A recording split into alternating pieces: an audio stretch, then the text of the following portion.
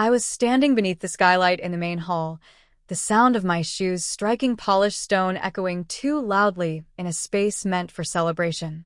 The clock on the wall read 11:47 p.m. Around me, staff moved quietly, dismantling untouched displays of imported roe and tipping half-finished bottles of rare champagne into the sink. The musicians had left hours earlier. My newly finished cliffside residence, worth just under $4 million, was silent except for the steady breath of the ventilation system. I checked my phone. One message. It was from my mother, Elaine. "We're wiped out, sweetheart." Mark's new futon was a nightmare to put together. "Let's do this another time." I read it twice. They didn't miss the housewarming because of an emergency.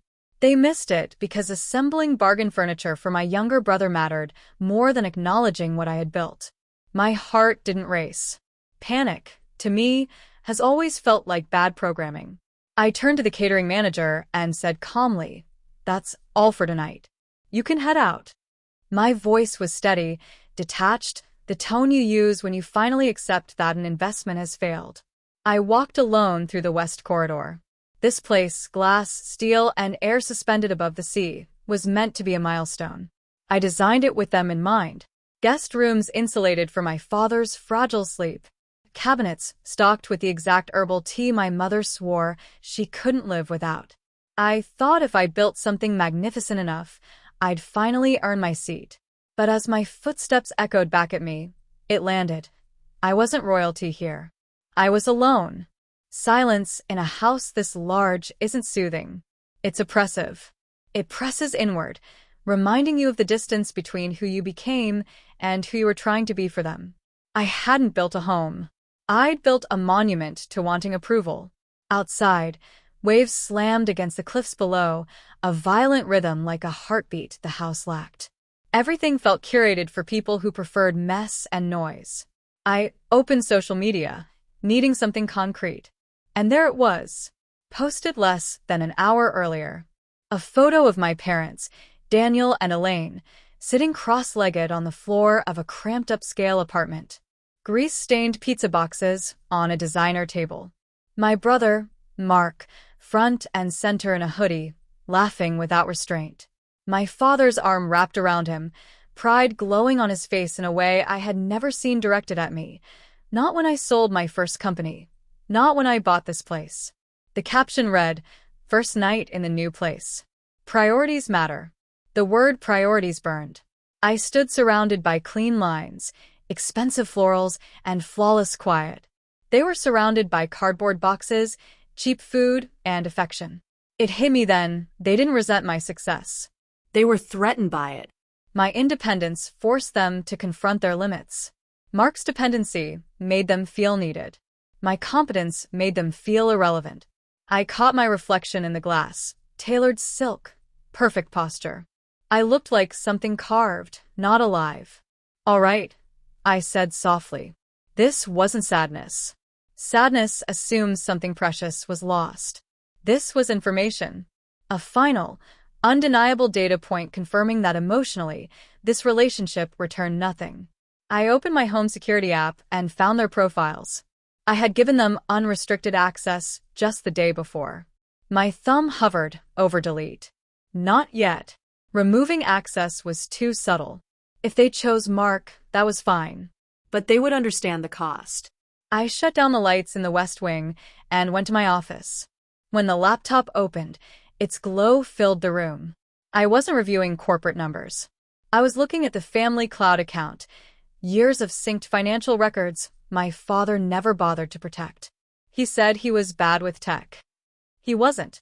He was careless. I opened a folder labeled Mark, Housing. Inside was a lease agreement dated 3 weeks earlier. Luxury student penthouse. 12 months prepaid. Fully furnished. Entertainment package included. Total, $46,200. I stared at the number. 7 years earlier, I was 22, juggling 3 jobs while building my first startup on an overheating laptop. I'd asked my father for a $5,000 loan, just to cover server costs. I offered interest. I remembered his words perfectly, spoken over a dinner I'd paid for. "We don't have the cash flow. You need to toughen up. Struggle builds character. Character. I looked back at Mark's invoice. Stone countertops. In-unit laundry. Gaming suite. He didn't need struggle. He needed comfort. I dug deeper. 2 years back. The car story my father loved telling.